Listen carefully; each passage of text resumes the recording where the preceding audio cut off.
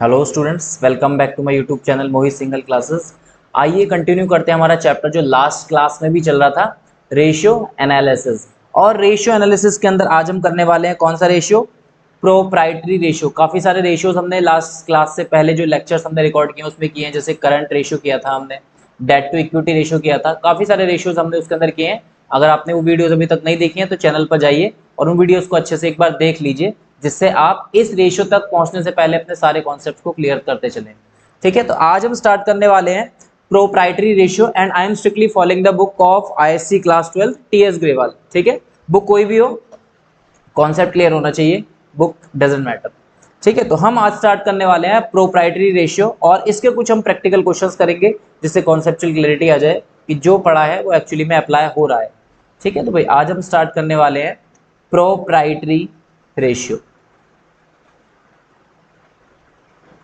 Proprietary ratio. ठीक है भाई, सबसे पहले हम देखते हैं what is the meaning of proprietary ratio. इसका मीनिंग देखते हैं। बहुत छोटा सा ये एक रेशियो है ना, बहुत ज़्यादा इसमें आपको बुक में भी अपने क्वेश्चन नहीं मिलेंगे इस रेशियो से रिलेटेड। और एक बहुत छोटा सा हमारा एक ये रेशियो है। देखिए मीनिंग में क्या लिखा है, proprietary ratio establish the relationship between, क्या लिखा हुआ है, proprietary ratio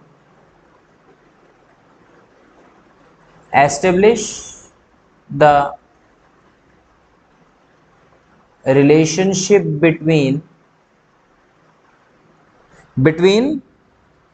proprietors fund and total assets।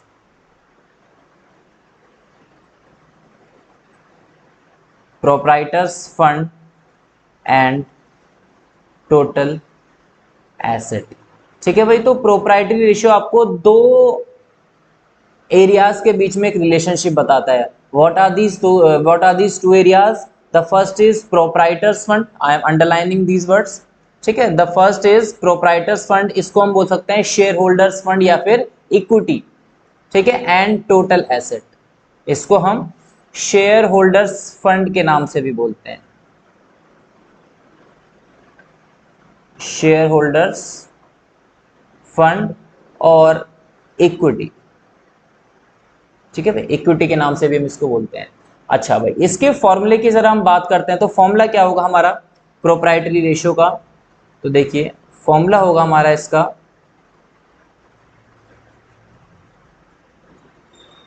Proprietary ratio equals to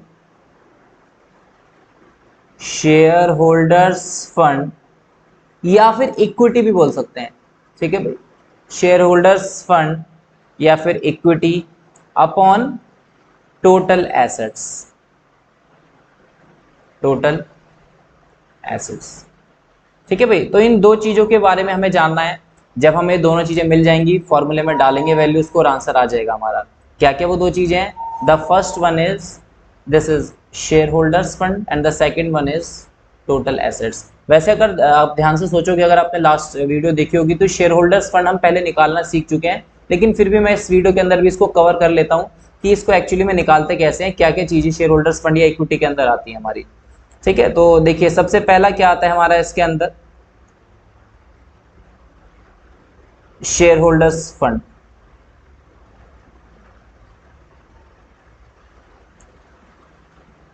या फिर इक्विटी। क्या क्या चीजें इसके अंदर आती हैं? Share capital plus reserve and surplus. ठीक है, ये तीन आइटम्स इसके अंदर आते हैं। शेयर होल्डर्स फंड या इक्विटी के अंदर शेयर कैपिटल आएगी, रिजर्व आएगा और सरप्लस आएगा साथ साथ। दूसरा हमें क्या लेना है, नीचे टोटल एसेट्स में क्या क्या चीजें आती हैं, इसको एक बार देख लेते हैं। तो टोटल एसेट्स, टोटल एसेट्स में देखिए सब तरह के एसेट्स आते हैं। तो इसमें क्या क्या आएंगे? Current assets, current assets plus non current assets.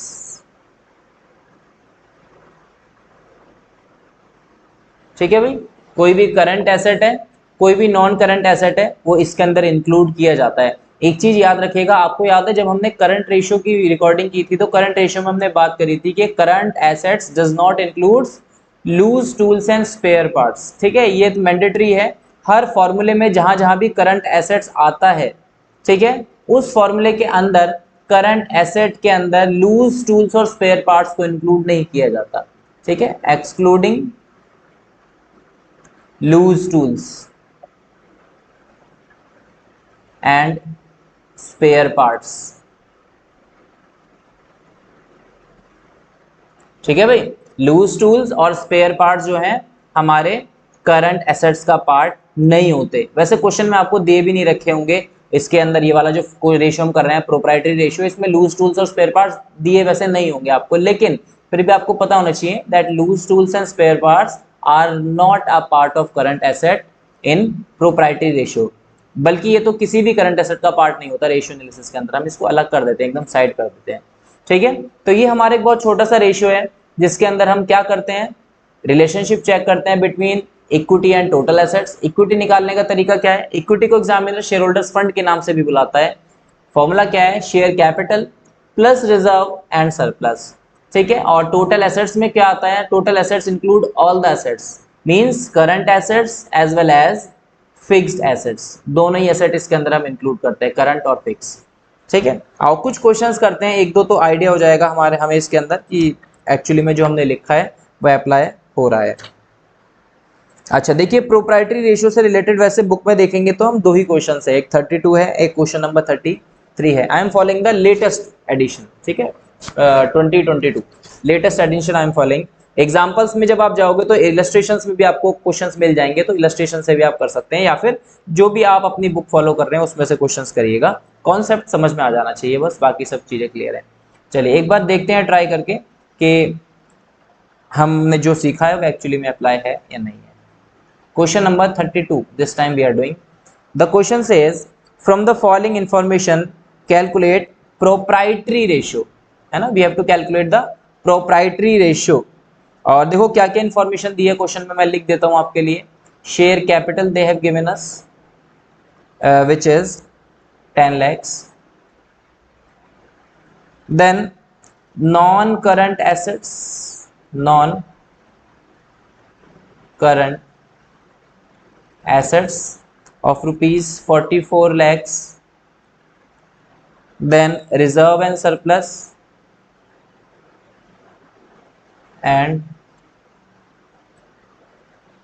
surplus of rupees 6 lakh. Then current assets, ठीक है। what we have to find by using all this information, we have to calculate the proprietary ratio। ठीक है भाई, ये हमको find करना है proprietary ratio। आइए जरा एक बार देखते हैं इसकी calculation. Solution, first we have to write down the formula of proprietary ratio. तो फॉर्मूला हो जाता है हमारा इसका proprietary ratio equals to share holders fund का होल अपॉन टोटल एसेट्स।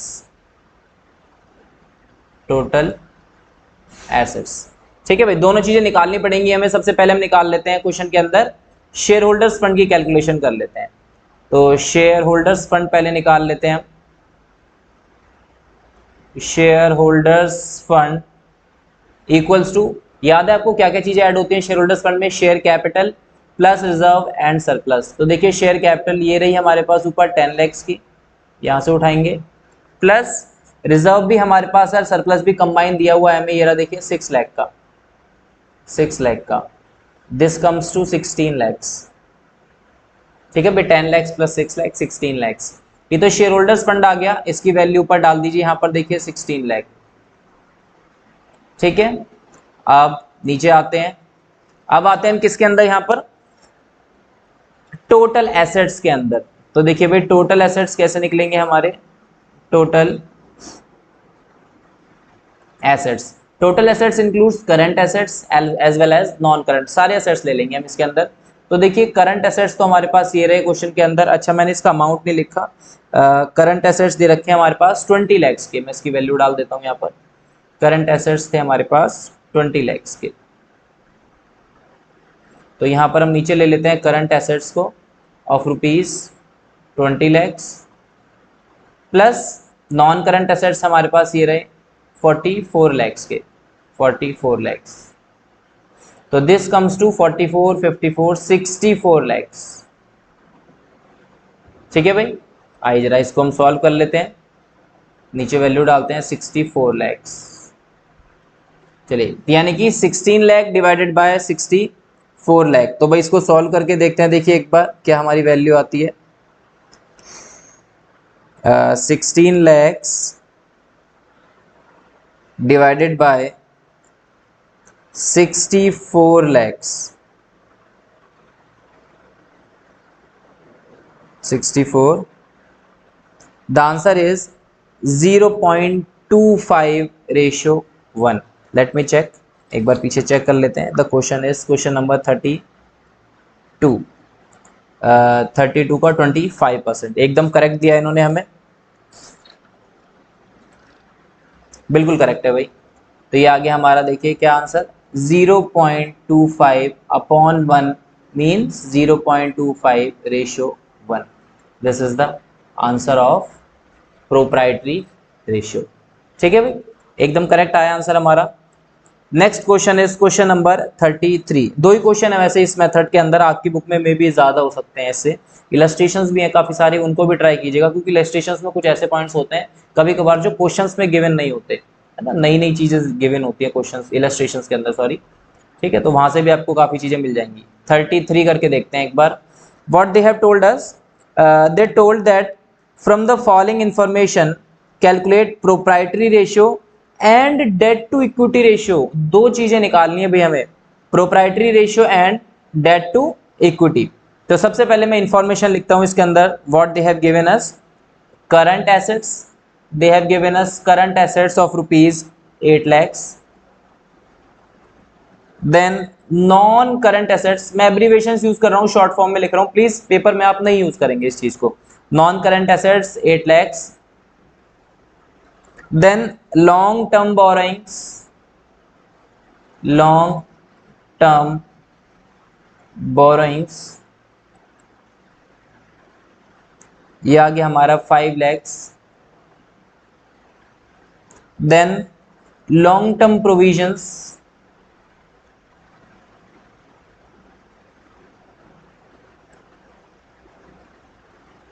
ये आ गया हमारा कितना, 3 lakhs। और लास्ट में हमें दिए इन्होंने current liability of rupees 4 lakhs। ठीक है भाई, दो चीजें हमें इसके अंदर फाइंड करनी है। सबसे पहले हम अपना वही फाइंड करते हैं जो इन्होंने क्वेश्चन में हमने अभी पढ़ा है, प्रोप्राइटरी रेशियो। सबसे पहला हमारा काम है प्रोप्राइटरी रेशियो निकालना। प्रोप्राइटरी रेशियो फॉर्मूला क्या होता है हमारा, share holders fund upon total assets. Paper में फॉर्मूला जरूर लिखना है हर बार, ठीक है, स्किप नहीं करना कि हमें वैल्यू पता है सीधा वैल्यू डाल देते हैं। फॉर्मूला लिखिए सबसे पहले, उसके बाद वैल्यूज डालिए। नीचे आ जाएगा हमारा टोटल एसेट्स। तो शेयर होल्डर्स फंड का formula share capital plus reserve and surplus. ठीक है भाई, तो हमें यहाँ पर क्या करना है, शेयर कैपिटल की नीड है, प्लस हमें रिजर्व चाहिए और प्लस हमें सरप्लस चाहिए। तो भाई इन्होंने, मुझे लगता है शेयर कैपिटल तो क्वेश्चन में अवेलेबल नहीं है। शेयर कैपिटल को हम फाइंड कर सकते हैं, कैसे फाइंड कर सकते हैं, आपको पता है असेट्स साइड हमेशा लायबिलिटी साइड के बराबर होती है। ठीक है, तो सारी असेट्स में से आप लॉन्ग टर्म बोरोइंग्स को अगर हटा दोगे और करंट लायबिलिटीज को हटा दोगे तो आपकी शेयर कैपिटल आ जाएगी निकल के। ठीक है, ये हमेशा याद रखिएगा इस चीज को, क्योंकि असेट्स और लायबिलिटीज हमेशा बराबर होती हैं। तो अगर मेरे को शेयर होल्डर्स फंड निकालना है तो मैं कैसे निकालूंगा, देखिए ध्यान से। तो share holders fund equals to सारे एसेट्स प्लस करो, उसमें से सारी लायबिलिटीज माइनस कर दो, है ना भाई। 11th क्लास में पढ़ते हैं ना accounting equation, assets minus liabilities is equal to capital, है ना, ये वही वाली तो कैपिटल है। सारे एसेट्स लो, उसमें से लायबिलिटीज हटाओ, आपके पास कैपिटल आ जाएगी, यानी इक्विटी आ जाएगी। तो एसेट्स देखिए क्या क्या दे रखे हैं, 8 लाख के करंट एसेट्स हैं हमारे पास, ये लीजिए, प्लस 8 लाख के नॉन करंट एसेट्स हैं, ये लीजिए, और इसमें से हम माइनस कर देंगे क्या, long term borings. Long term boring एक लॉन्ग टर्म लायबिलिटी है, तो माइनस कितना 5 lakhs, minus long term provisions 3 lakhs, और माइनस करंट लायबिलिटीज 4 लैक्स। तो इसका आंसर आ जाएगा हमारा कितना, 8 और 8 16, 16 में से माइनस करते हैं 5 6 7 8 9 10 11 12, तो 16 लाख माइनस 12 लाख, ये आ गया हमारा 4 लैक्स। ठीक है भाई, इसको ऊपर डाल देते हैं वैल्यूज के अंदर, अलग कलर से लिखते हैं जिससे थोड़ा हमें पता आइडिया हो। ये आ गया हमारा 4 लैक्स, हमने ऊपर डाल दिया। ठीक है, इसको भी ब्लू से लिखते हैं 4 लैक्स। ठीक है भाई, अब आते हैं हम कहाँ पर, नीचे वाली वैल्यू निकालते हैं, टोटल एसेट्स निकालते हैं एक बार। तो टोटल एसेट्स के लिए हमें क्या करना होगा, ये आ गया हमारा टोटल एसेट्स इक्वल्स टू, दो ही एसेट्स हैं अवेलेबल, करंट एसेट्स और non current assets.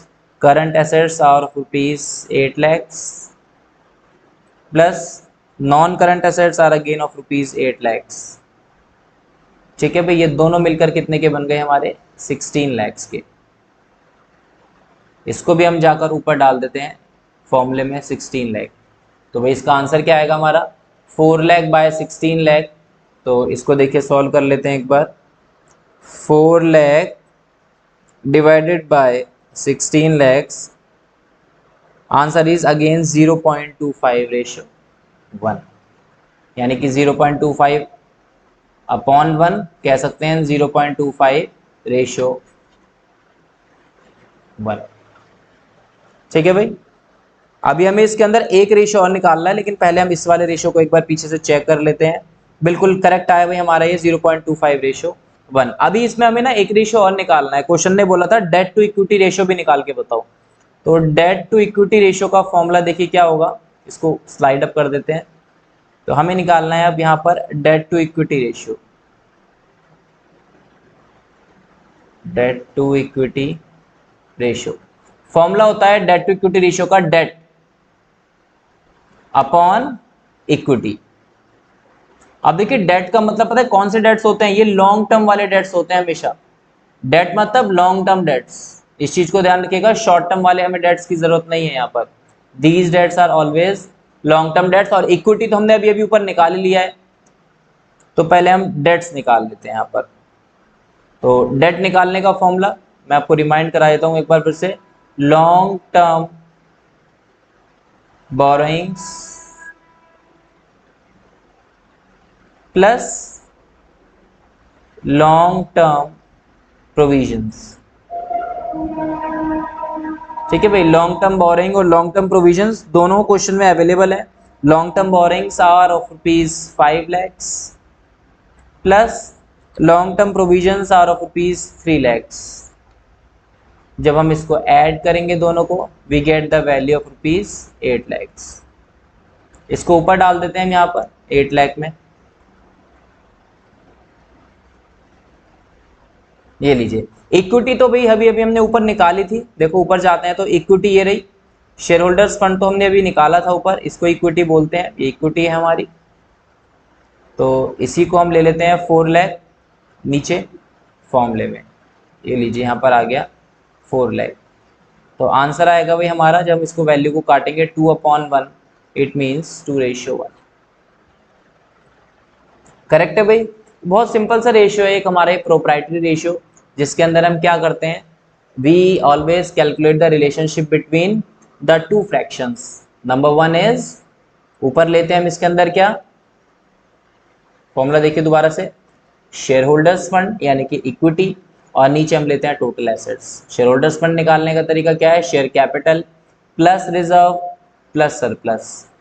May be share holders fund is not always given in the question, ठीक है, या फिर आपको शेयर कैपिटल या रिजर्व और सरप्लस नहीं दे रखा है, तो उस केस में आप क्या करोगे, एसेट्स का लायबिलिटीज में से माइनस कर देना, जितने भी एसेट्स हैं करंट एसेट्स और नॉन करंट एसेट्स, माइनस जितनी भी लायबिलिटीज है क्वेश्चन के अंदर, लॉन्ग टर्म बोरिंग है, लॉन्ग टर्म प्रोविजन है, कोई करंट लायबिलिटी है, कोई बैंक लोन है, माइनस करोगे तो आपके पास शेयर कैपिटल आ जाएगी, ठीक है, क्योंकि हमारा 11th क्लास का भी एक अकाउंटिंग क्वेश्चन में बोला जाता है कि assets minus liabilities is equal to capital, तो ये शेयर कैपिटल आ गई हमारी, इसको हम ऊपर डाल देंगे।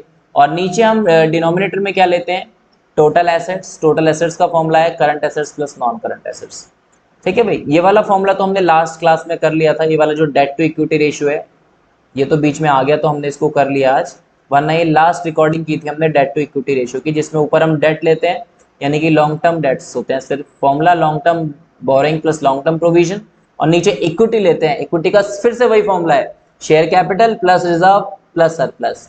नहीं दिया है क्वेश्चन में तो सारे एसेट्स में से लायबिलिटीज माइनस करो तो आपके पास इक्विटी आ जाएगी निकल के, ठीक है, दैट्स इट। तो ये हमारे एक बहुत छोटी सी रिकॉर्डिंग थी, एक बहुत छोटा सा सेशन था रिलेटेड टू प्रोप्राइटरी रेशियो, ठीक है। अगर आपको लेक्चर अच्छा लगा, कॉन्सेप्ट आपको क्लियर है एकदम, तो अपने दोस्तों के साथ जरूर शेयर कीजिए, वीडियो को लाइक कीजिए, चैनल को सब्सक्राइब कीजिए। कोई प्रॉब्लम अगर आप फेस करते हैं तो कमेंट बॉक्स में कमेंट करना बिल्कुल मत भूलिएगा। Thank you very much and have a nice day.